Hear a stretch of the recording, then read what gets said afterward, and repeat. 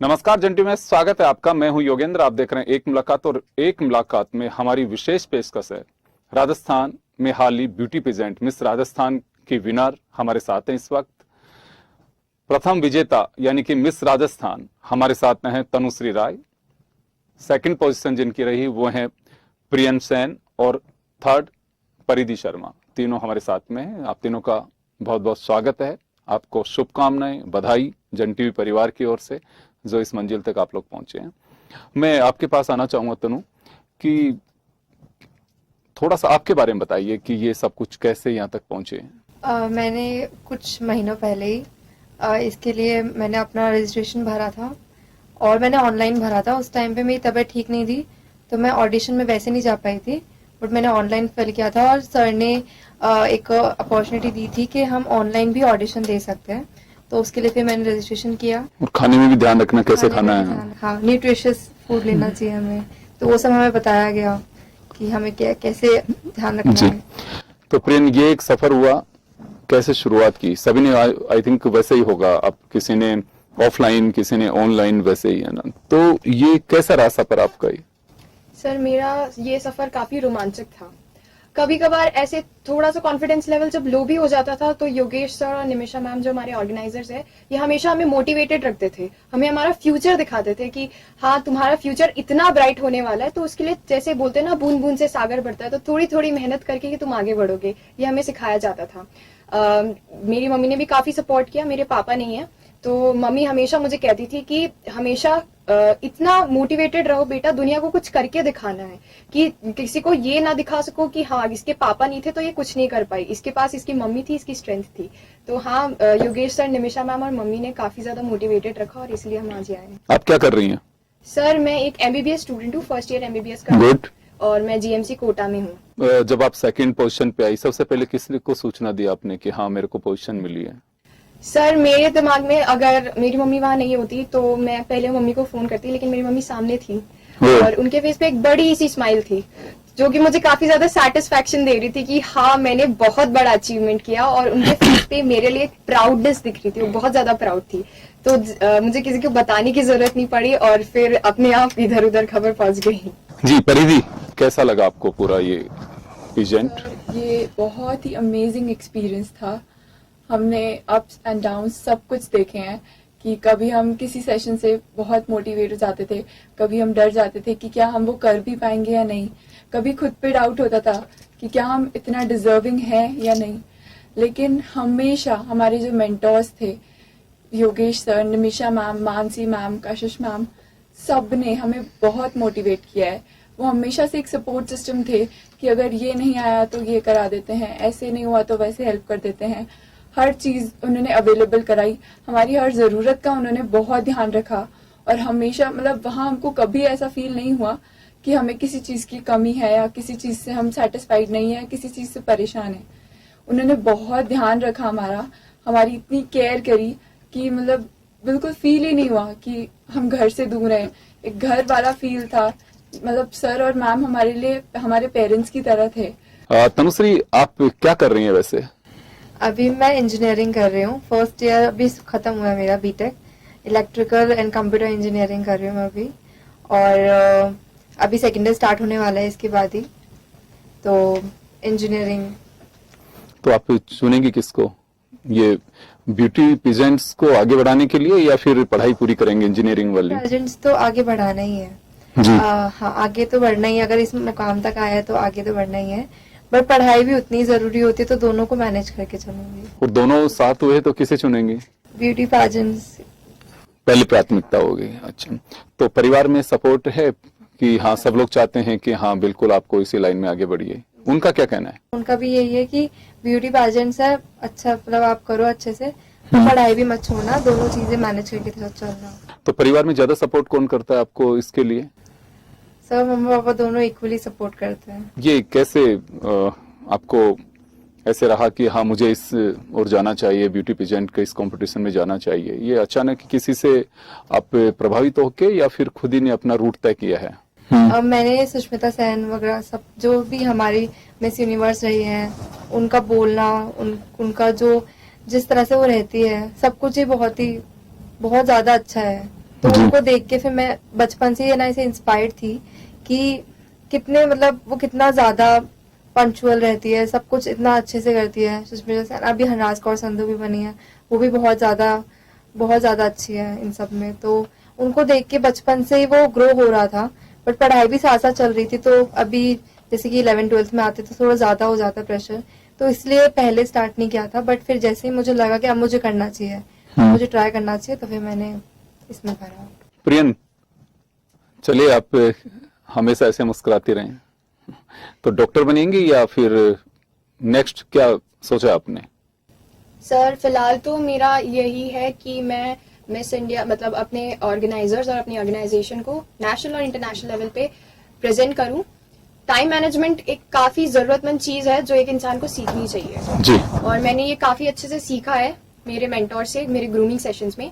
तो मैं time management करके चलूंगी और अपने आप को बढ़ाती रहूंगी, चाहे वो कोई भी स्किल हो। बचपन से मैंने सब कुछ सीखा है, डांस हो, स्पोर्ट्स हो, मैं हर चीज में आगे रही हूँ। ओ, तो टाइम मैनेजमेंट मुझे बचपन से ही आता है, तो इसलिए मैं अपने आप को हर फील्ड में बेस्ट तरीके से प्रेजेंट करना चाहती हूँ। तो अभी मैं फिलहाल मेरा ये टारगेट है कि मैं नेशनल और इंटरनेशनल लेवल पे जाऊँ। गुड। तो जैसे मेरा सवाल अभी तनुश्री से था, वैसे ही आपसे भी है। कभी ऐसा तो नहीं है कि एमबीबीएस, क्योंकि सहज नहीं है, ये भी बड़ी टफ पढ़ाई है, और क्योंकि बड़े छन के डॉक्टर निकलते हैं और जिनकी जरूरत भी है इस देश को, तो ये मैनेज अगर मान लो एक ही टाइम पे दोनों चीजें होंगी तो किसे चुनेंगी पहले? सर मैं आपको कहानी सुनाती हूँ। जब मैं छोटी थी मैं हमेशा से फर्स्ट आई हूँ क्लास में। 10th-12th में दोनों में 90+ % है, नीट भी क्लियर कर लिया था मैंने फर्स्ट। गुड। हमेशा से पढ़ाई में आगे रही हूँ, लेकिन मैं स्पोर्ट्स भी खेलती थी, ताइक्वांडो खेलती थी और ओह। पढ़ाई के साथ साथ मैंने स्पोर्ट्स मेंटेन किया और मैं इंटरनेशनल लेवल पे सिल्वर मेडल लेके आई थी इंडिया के लिए। तो जब मैं वो दोनों चीजें कर सकती अभी एक्शन करने की इच्छा तो नहीं हो रही? नहीं सर, अभी नहीं हो रही, पर अगर मैं दोनों चीजें वो कर सकती हूँ तो मुझे इतना विश्वास है खुद पर कि मैं ये चीजें भी कर लूंगी। चलिए, बहुत अच्छी बात है और आपके भविष्य के लिए मैं शुभकामनाएं भी दूंगा आपको। परिधि, क्या सोचा आपने? मतलब ये इसके आगे कहीं जाना है या फिर कि बस ठीक है, ये मैंने तो एक चांस लेने की कोशिश की और मुझे मिल गया? नहीं सर, मैंने आपको शुरुआत में ही बताया था कि मैं हमेशा अपनी लिमिट्स को चैलेंज करती हूँ। तो बस मेरा यही है कि मुझे अपनी स्टडीज के साथ साथ इस पैजेंट को उस लेवल तक लेके जाना है, मेरे फादर के ड्रीम को ट्रू करना है, मेरे खुद के क्या dream को सोचते हैं true वो? करना है। मेरे पापा चाहते हैं कि मैं अपने आप को इंटरनेशनल लेवल पे रिप्रेजेंट करूं और इंडिया को, क्योंकि एक्चुअली मेरे फादर ऐसे हैं कि उन्होंने मुझे हर चीज में सपोर्ट किया है, चाहे वो कोई भी फील्ड हो। तो ही इज की जो तुझे करना है वो कर, बस we should be proud of you. So बस जो मैं करना चाहती हूँ मैं हर चीज करूंगी, हमेशा अपनी लिमिट्स को चैलेंज करूंगी। किसी एक चीज पे रुक जाने से जिंदगी थम जाती है, तो मैं वो नहीं चाहती हूँ। मैं हमेशा एक नया ड्रीम, हमेशा मतलब मेरे ऐसे है कि मैंने इतने ड्रीम्स प्लान कर रखे हैं कि बस मुझे करने ही हैं। एक आध शेयर करेंगे? सर जैसे कि मैं मॉडलिंग में हूँ, उसके अलावा मुझे एक्टिंग में जाना है एक अच्छे लेवल पे, उसके अलावा मुझे डांसिंग में जाना है एक अच्छे लेवल पे। मैंने काफी सारी चीजें सीखी है, ऐसा कहूँ कि मैंने भिलवाड़ा की एक भी क्लास नहीं छोड़ी है। ऐसा तो नहीं आप मुंबई की ओर देख रही हैं अभी? या मैंने एवरीथिंग, चाहे वो फाइन आर्ट्स हो, पेंटिंग हो, डांस हो, म्यूजिक हो, सिंगिंग हो, पियानो प्ले करती हूँ मैं, उसके अलावा एंड मार्शल आर्ट्स भी सीखा है मैंने, कैलीग्राफी भी सीखी है, बैकस भी सीखा है, एवरीथिंग। तो Good. बस मैं अपने आप को और बढ़ाती रहना चाहती हूँ। तनुश्री, आपके साथ में ताइक्वांडो मास्टर भी हैं और कराटे भी सीख रहे हैं, तो आपने कुछ सीखा है? हाँ, मैं स्टेट लेवल चेस प्लेयर हूँ। मैं डांसिंग और सिंगिंग भी करती हूँ साथ साथ में। डांसिंग तो मुकाबला आप डांस से और सिंगिंग से कर सकती हैं। अगर इनको तो जैसे दोनों ने सीखा होगा, कहीं फाइट की आवश्यकता पड़े तो एक ताइक्वांडो जानती है, दूसरी कराटे जानती है। बट हम जिंदगी तो सीखने का नाम है, आगे जाके जैसे जैसे मैं बढ़ती जाऊंगी वैसे वैसे सब सीखती जाऊंगी। चलिए, मेरा एक सवाल है, खूबसूरती क्या है आप लोगों की नजर में? खूबसूरती, अगर हमारे अंदर हम अंदर से खूबसूरत होंगे ना, तो वो हम पे झलकेगा। आगे वाला समझ सकता है कि हम कैसे हैं। जब हम किसी से बात करते हैं तो एक तरह से हमें पता चल जाता है कि अंदर वाला इंसान असलियत में कैसा है। तो अंदर की जो खूबसूरती है अगर आप अंदर से खूबसूरत हो, आप बाहर से भी वो आपके फेस पे भी दिखेगा कि आप हंसते हो। चलिए प्रियन, क्या है खूबसूरती के आपके मायने? सर, खूबसूरती के मायने सबके लिए अलग अलग हो सकते हैं। किसी के लिए अपनी माँ का स्पर्श खूबसूरती हो सकती है, किसी बहन के लिए अपने भाई के द्वारा दी गई चॉकलेट खूबसूरती हो सकती है। मेरे लिए खूबसूरती है कि जिस तरह से मैं अपने आप को रिप्रेजेंट करती हूँ। जैसे किसी की हेल्प करना, मेरे लिए अपने आत्मविश्वास को दिखाना खूबसूरती है। आप बताएंगे? सर एक्चुअली मैं हमेशा से बहुत सॉफ्ट हार्टेड रही हूँ। मैं किसी को पेन में नहीं देख सकती। तो आई जस्ट बिलीव कि मेरा सबसे खूबसूरत पार्ट, मेरा वो दिल का वो कोना है जो किसी के दुख नहीं देख सकता। हमेशा मैं, चाहे वो कोई भी हो, मैं कभी ये नहीं सोचती कि मुझे उसकी हेल्प करनी चाहिए या नहीं। And I can't stop myself from helping something. So बस मेरी तो खूबसूरती वही है। चलिए, अक्सर लोग कहते हैं कि खूबसूरती के अपने अपने अलग अलग मायने हैं। कुछ लोग खूबसूरती इसी को मान के चलते हैं कि अगर आपका रंग गोरा है तो सबसे खूबसूरत हो दुनिया में, आपकी आंखें अच्छी हैं तो बहुत खूबसूरत हैं। बहुत सारे लोग हैं, लेकिन एक नजरिया होता है, खूबसूरती वो है जो दूसरों की आंख और दिल में आप अपनी जगह बना सके। वो आपके व्यवहार भी हो सकता है, आपकी खूबसूरती भी हो सकती है, आपका नजरिया भी हो सकता है। तो मुझे लगता है खूबसूरती सबसे ज्यादा वो है कि आप दूसरों के काम आ सकते हैं, दूसरों के प्रति आपका वो सॉफ्ट व्यवहार जो दूसरों के भी दिल और जहन में हमेशा बसा रहे। चलिए, एक छोटे से ब्रेक के लिए रुकेंगे। ब्रेक के बाद हम जल्द लौटेंगे। बने रहिए आप जन टीवी के साथ।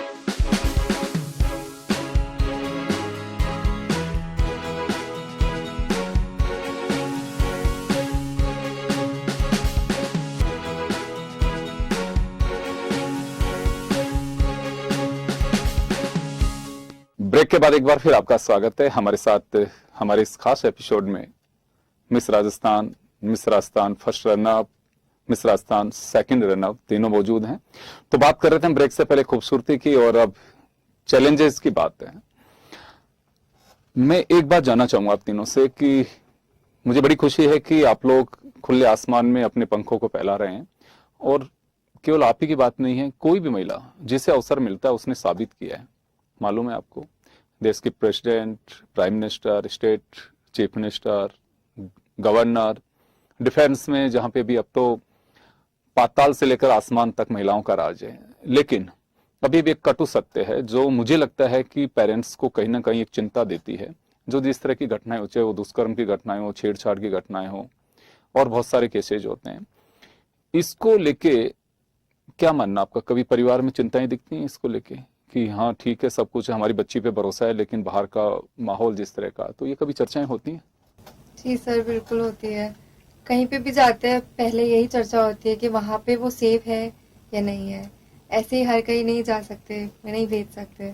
अभी भी जब ऑर्गेनाइजेशन से जुड़े तो पेरेंट्स को वही था कि ठीक तो रहेगी, जब ग्रूमिंग सेशन चलेगा तो वहाँ अकेले रहना पड़ेगा। कभी अकेला छोड़ा नहीं आज तक, जी। इसी वजह से। लेकिन फिर जब हम मिले सर से, मैम से, निमिषा मैम, योगेश सर से, तो जब उनसे बात करी तो लगा कि यहाँ पे हम सही में सेफ है। वो बहुत सपोर्टिव है और बहुत ही ज्यादा हमारा ध्यान रखते हैं हर चीज में। चाहे कोई भी चीज हो, हमारी सेफ्टी की बात हो, हम कैसे रहना है, सब चीजों पे वो बहुत ध्यान देते हैं। तो जब कहीं पे हमें लगता है कि नहीं ये सेफ जगह है, तो फिर वहां हम जाएंगे वैसे। जी प्रियन, मैं आपके पास आना चाहूंगा। ये मुझे लगता है सभी परिवारों की चिंता है। ये तो पेरेंट्स से सभी पूछते हैं कि कहाँ रहेंगे, कौन रहेगा, क्या कांटेक्ट नंबर रहेगा। लेकिन आप लोगों का जो एक्सपीरियंस है, दूसरी बच्चियों के लिए कुछ कहना चाहेंगे? सर, हमारी जनरेशन जो है वो बचपन से ये सुनकर बड़ी हुई है कि तुम रात के 10 बजे के बाद बाहर जाओगी तो तुम्हारे साथ छेड़छाड़ हो सकती है, बेटा कुछ भी हो सकता है। हमारी ही ये जनरेशन ये पहल करके आई है कि लड़कियां हर फील्ड में आगे बढ़ रही है, रात को भी बाहर निकलती हैं और अपनी फील्ड में ऊंचाइयों को छू रही है। जो शायद पिछली जनरेशन नहीं कर पाती, वो हमारी जनरेशन ने करके दिखाया है। तो उन सभी लड़कियों के लिए मेरा मैं यही कहना चाहती हूँ उनसे कि पंख फैलाओ। पंख काटने वाले बहुत हैं, लेकिन पंख फिर उगेंगे। तो पंख फैलाना सीखो और अपनी सेल्फ डिफेंस के लिए चीजें सीखो। अपनी स्किल्स बढ़ाओ, फिर तुम्हें कोई नहीं रोक सकता, कोई भी नहीं। जी, क्या मानती हैं आप? सर एक्चुअली हमने ये सीखा है कि अपने आप को, मतलब छुपा के रखो, डर के रहो, और ये सीखा है। लेकिन कभी हमें ये भी नहीं सिखाया जाता कि उनको फेस करो, कभी उनको जवाब दो पलट के। तो मैं वही चीज कहना चाहूंगी कि अपनी बेटियों को घर में रहना, छुप के रहना या जल्दी आना, ये सब ना सिखाकर उन्हें उनको फेस करने की हिम्मत देनी चाहिए। फैमिली को उन्हें समझाना चाहिए और उन्हें भी समझना चाहिए कि उनकी लाइफ है, उनके सपने हैं, तो उन्हें सपनों के लिए सपोर्ट करे, उनकी केयर करे, तो वो सही बात है। सब पेरेंट्स को चिंता होती है, हमारे भी थी, हमारे पेरेंट्स को भी थी, रोज कॉल भी करते थे, पर उनको ये मतलब विश्वास था कि सेफ्टी भी है। और आजकल की जनरेशन समझदार है, उन्हें हर चीज की समझ है कि क्या सही है क्या गलत है, और पेरेंट्स की राय से वो सही गलत की चीजें और भी अच्छे से क्लियर हो जाती है। तो मैं वही कहूंगी कि अगर आप पेरेंट्स बच्चों को सपोर्ट करेंगे तो उनके लिए सही गलत को समझना और इजी हो जाएगा, जो उनके लिए काम देगा, उन्हें इस चीज में समझ देगा कि वो सही जगह काम करे या गलत जगह काम करे, सही फील्ड में जा रहे हैं कि गलत फील्ड में जा रहे हैं। तो वही है कि उन्हें फेस करना सिखाएं, उन्हें दबा कर रखना नहीं सिखाएं। ऐसा लगता है दबाया जाता है बच्चियों को? जरूर सर, काफी ऐसे एरियाज हैं अभी भी जहाँ पे गर्ल्स को बंद कर दिया जाता है। यहाँ तक कि अगर उनके साथ कुछ गलत हुआ है तो उन्हें छुपा दिया जाता है कि नहीं, ये बाहर नहीं आनी चाहिए, या ये गलत चीज है तो क्या कहेंगे लोग, क्या कहेंगे। लोगों के दिमाग में ये मेंटालिटी सेट है कि लोगों की बातें सबसे ज्यादा इम्पोर्टेंट है, जबकि वो जो लोग हैं वो हम ही हैं, तो हमें ही चेंज करना होगा उसको। तनुश्री, जो परिधि कह रही है, मैं जो समझ पा रहा हूँ, ये सब चीजें सबसे पहले घर में सुनी जाती हैं, तो नजरिया कहाँ से बदलना चाहिए, बाहर के लोगों का, घर का? हर घर में जो सबसे पहले तो ये चीजें होती क्यों है, जब कुछ लोगों की सोच बदल जाती है, पता नहीं क्यों वो इस तरह से सोचने लग जाते हैं। तो हर घर से शुरू होना चाहिए ये, वो लड़कों को एजुकेट करना चाहिए इस सब में कि ये चीज गलत है, ये चीज है, ये बचपन से इनको सिखाना चाहिए, ना कि लड़कियों पे पाबंदी लगा देनी चाहिए कि रात में बाहर मत जाना, इधर मत जाना, उधर मत जाना। दोनों को वही है, उनको सिखाना चाहिए ताकि ऐसा ये चीजें कम हो पाए, ये चेंज आ सके इस चीज में। जी, तो आपका मानना है कि शुरुआत घर से हो? हर घर से शुरुआत होती है, बूंद बूंद से पूरा भरता है। तो अब अगर हम घर से शुरुआत करेंगे तभी तो पूरा वर्ल्ड चेंज हो पाएगा। बाहर जाके हम किसी को स्पीच देके नहीं समझा सकते जितना घर वाले हमको सिखा सकते हैं। लेकिन घर वालों को कौन सिखाएगा? हर घर की कहानी है तो कि जैसे मैं समझ पा रहा हूँ, और भी बच्चियों से बात होती है कि आप जा रहे हो वहां पे, चलिए गाड़ी का फोटो भेजना, सेल्फी लेके भेजना, कौन पास में है, ये तो उसको इतना ज्यादा वो डरा देते हैं, परिवार के लोग ही खासकर, कि आप ट्रेन में सफर कर रहे हैं तो कौन की वो देख, उसको लगता है कि कोई पास से ही गुजर के जा रहे थे, हाँ यार मम्मी ने कहा था कोई आए तो ध्यान रखना। तो लड़का और लड़की दोनों का फर्क महसूस होता है कभी? घर से होता है ये? मैं ये नहीं कह रहा कि आपके परिवार की, अक्सर फ्रेंड्स में भी चर्चा होती होगी। सर जैसे मैंने बताया, जनरेशंस, हमारे मम्मी पापा उस जनरेशन से बिलोंग करते हैं जहां पर वो ये चीजें सुनते आ रहे हैं, ठीक है। तो मतलब घर वालों का जो प्यार होता है वो निस्वार्थ होता है, वो नहीं चाहते हमारे साथ कुछ गलत हो, तो वो इसलिए हमें प्रिकॉशन के लिए बताते हैं। Precaution is better than cure. जैसे आप बोल रहे हैं कि अगर हम ट्रेन में भी जा रहे हैं तो हम ये शक करेंगे पहले कि कहीं ऐसा कुछ ना हो जाए, वो प्रिकॉशन है सर। लेकिन वो डराना नहीं कह सकते हम उसको, वो घर वालों की चिंता कह सकते हैं थोड़ा सा, क्योंकि उन्होंने देखा है आसपास। तो चिंता को तो खत्म करनी है, ऐसा कैसे खत्म होगी? क्योंकि कोई तो वजह है जिसकी वजह से परिवार के लोग भी चिंतित होते हैं। सर हमें खुद में चेंज लाना ही पड़ेगा, स्पीचेस देने से या फिर जो गवर्नमेंट है वो ऐसे प्लान्स चलाती है, उससे कुछ भी नहीं होगा। अभी जैसे शहरों में काफी बदलाव आया है, लेकिन जो गांव है उनमें भी, अगर हम लोग हमारे पेजेंट वर्ल्ड की भी बात करें तो गांव में भी बहुत सारी लड़कियां जो चाहती है मॉडलिंग करना, जो चाहती है पेजेंट में जाना, वो नहीं जा पाती है, घर वालों का सपोर्ट नहीं होता है। तो हम लोगों को थोड़ा गांवों से शुरुआत करनी चाहिए, उन्हें एजुकेट करना चाहिए। हाँ, और हमें हमारे लड़कों को समझाना चाहिए, जिस देश में औरत को देवी की तरह पूजा जाता है तो उसे देवी की तरह ही स्वीकार किया जाए। तो मैं ये कहूंगी कि अपने लड़कों को एजुकेट करें ताकि लड़कियों के साथ कुछ छेड़छाड़ ना हो, उन्हें भी एक मौका मिले आगे बढ़ने का। तो अभी तो बढ़ने का मौका बहुत मिल रहा है, किसने रोका है? सर किसी ने भी नहीं रोका है, औरत को हर जगह अपॉर्चुनिटीज मिल रही है। अभी आपने देखा कि हर फील्ड में आगे बढ़ रही है, कोई भी हो चाहे वो, किसी ने नहीं रोका है। लेकिन कभी कभार, बहुत कभी कभार हो जाता है कि घर वाले ही बहुत सारे, मैं मेरे लिए नहीं कहूंगी, पर बहुत ऐसी जगह है, छोटे छोटे गांव हैं जहाँ पर ये माना जाता है कि मॉडलिंग काफी अच्छा करियर नहीं है, छोटे कपड़े पहनना अच्छी बातें नहीं है, ये सारी चीजें अच्छी नहीं मानी जाती है। तो थोड़ा सा सोच में बदलाव लाने की जरूरत है। मैं ये नहीं कह रही कि हमारे कल्चर से तोड़ दिया जाए, हमें हमारा कल्चर और हमारी संस्कृति बहुत अच्छी है, और लेकिन हमें थोड़ा आगे बढ़ना पड़ेगा, क्योंकि इंडिया अभी भी एक डेवलपिंग कंट्री है और हमें डेवलप्ड कंट्रीज में आना चाहिए। गुड। फरीदी, आपके पास आना चाहूंगा। दो बातें इन्होंने कही हैं सोच को लेके। अभी भी कहीं फर्क महसूस होता है कि शहर या गांव, वहां की सोच? दूसरा, जो घटनाएं होती हैं, अक्सर ये सही कह रही हैं प्रियन, कई बार ये कहा जाता है, कई बार सुनते भी हैं कि कोई घटना होती है तो उसको कपड़ों के लिए जिम्मेदार बता दिया जाता है कि कपड़े पहनती क्यों ऐसे लड़कियां, और पढ़े लिखे लोग कई बार इस तरह के कमेंट करते हैं जिसमें बवाल भी मचता है। तो दोनों पे मैं आपसे जानना चाहूंगा।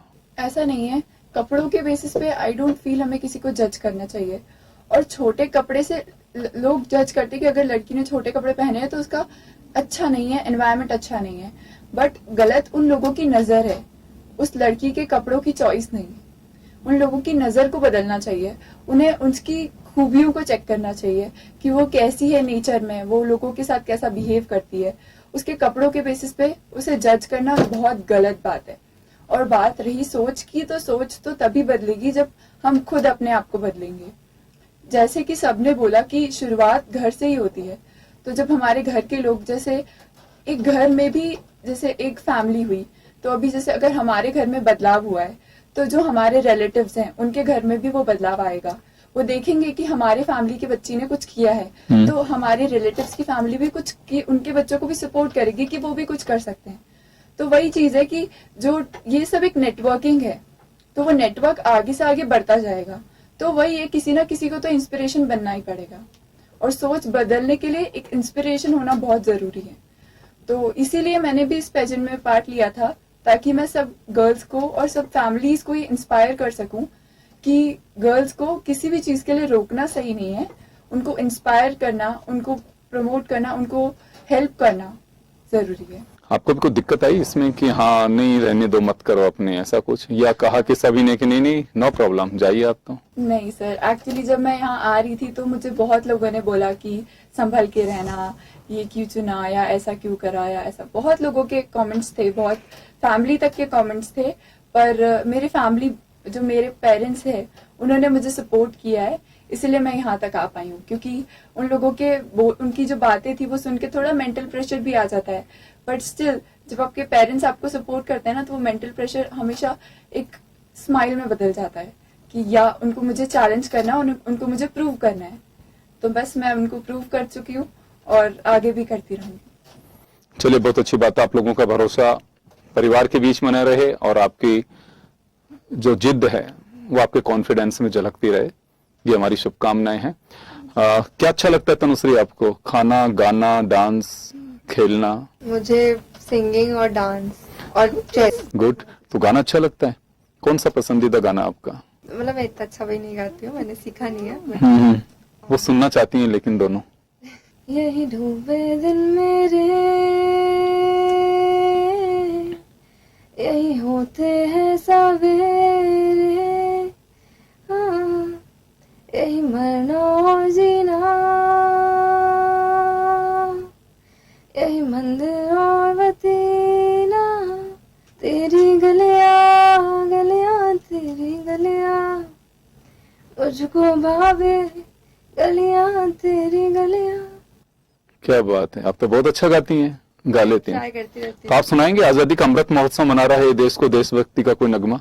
ईजा तेरा रंग था, मैं तो जिया तेरे ढंग से, मैं तो तू ही था मौला, तू ही हाँ मौला मेरे, ले मेरी जान हो, मौला मेरे, ले मेरी जान।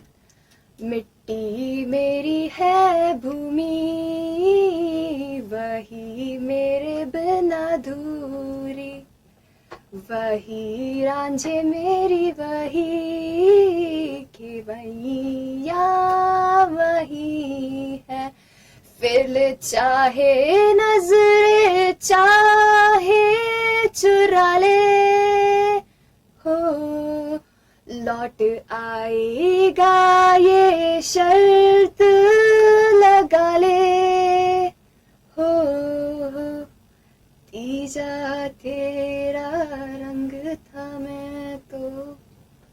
बहुत अच्छा, आप तो सिंगर भी हैं, अगर इसमें भी कहीं जाओगे तो अपन क्या सुनाएंगे, डायलॉग सुना दीजिए आप, गाना भी सुना सकती हैं, आपको राजस्थानी भी सुना सकती हैं। तो मैं एक राजस्थानी? गाना ही सुनाना चाहूंगी। राजस्थानी पसंद है आपको? नहीं, मैं कम सुनती हूँ राजस्थानी, मतलब पेट्रियोटिक सॉन्ग ही सुनाना चाहूंगी जो कि मुझे बहुत पसंद है। गुड। तेरी मिट्टी में मिल जावा गुल बन के, मैं खिल जावा इतनी सी है दिल की आरज़ू, तेरी नदियों में बह जावा तेरे खेतों में लहरावा इतनी सी है दिल की आरज़ू।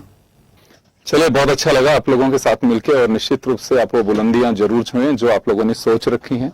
हमारी शुभकामनाएं आपके साथ में हैं। आप लोगों का कॉन्फिडेंस लेवल बहुत अच्छा है, और सही है कि हमारी यहाँ की बेटियों की पंख बहुत लंबे हैं, बस खुला एक आसमान मिलना चाहिए उन्हें, उड़ान के लिए ऊंचाइयां खुद तय कर सकती हैं। और इसी के साथ आप सभी को बहुत बहुत शुभकामनाएं, और हमारे विशेष पेशकश में इतना ही। दीजिए इजाजत, नमस्कार।